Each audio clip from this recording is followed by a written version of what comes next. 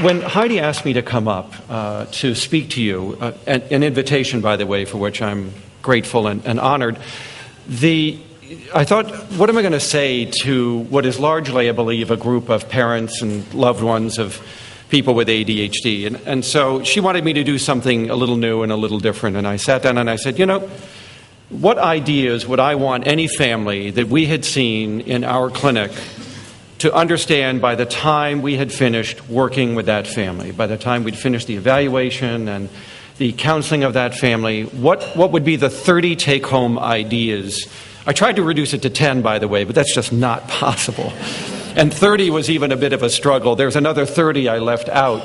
But I think of these as sort of the touchstone ideas that a family needs to understand if they really are going to appreciate both the nature of this disorder in a child and what it means for the raising and management of that child successfully. So we're going to have some fun with this because I've not done this presentation in this way ever before, and you may advise me never to do it again. So we'll see. Obviously, the first idea is to know the disorder, and we begin at a very elementary stage of this disorder. This is a developmental disability. That is the first thing you need to understand. A disability of what? There are two psychological traits that are not developing in this child on time. So let's clarify that. A developmental disability means that you are showing age-inappropriate behavior. It doesn't mean that your behavior is pathological. It just means it's not appropriate for your age. So understand one thing.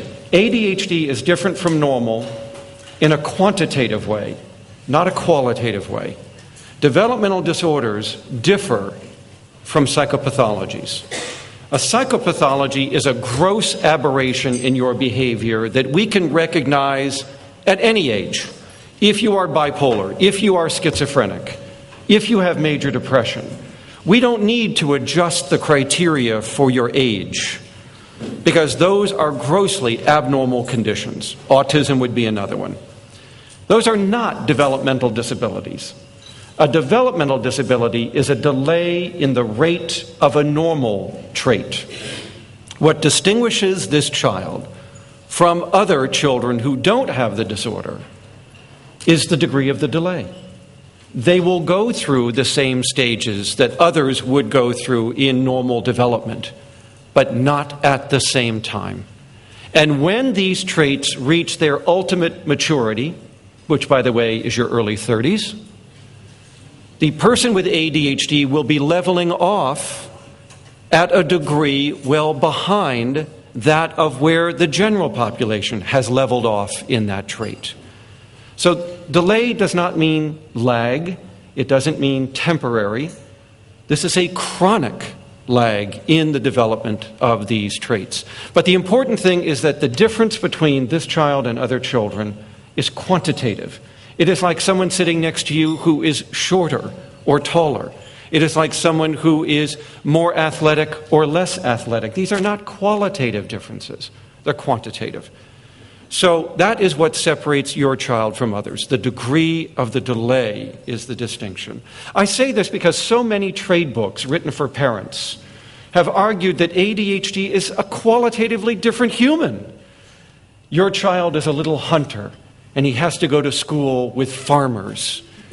Your child has a gift that other children do not have. This is nonsense. This is utter gibberish. There never was, nor will be, any science that would support those ideas. ADHD is not a qualitative different state of humanity from other people. It is much more like being better or worse at writing, taller or shorter in your height, better or worse at language. Those are quantitative differences.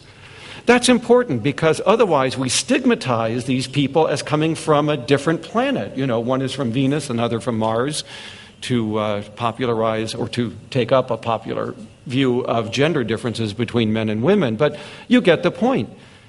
People with ADHD are not different from normal other than in the degree of the delay.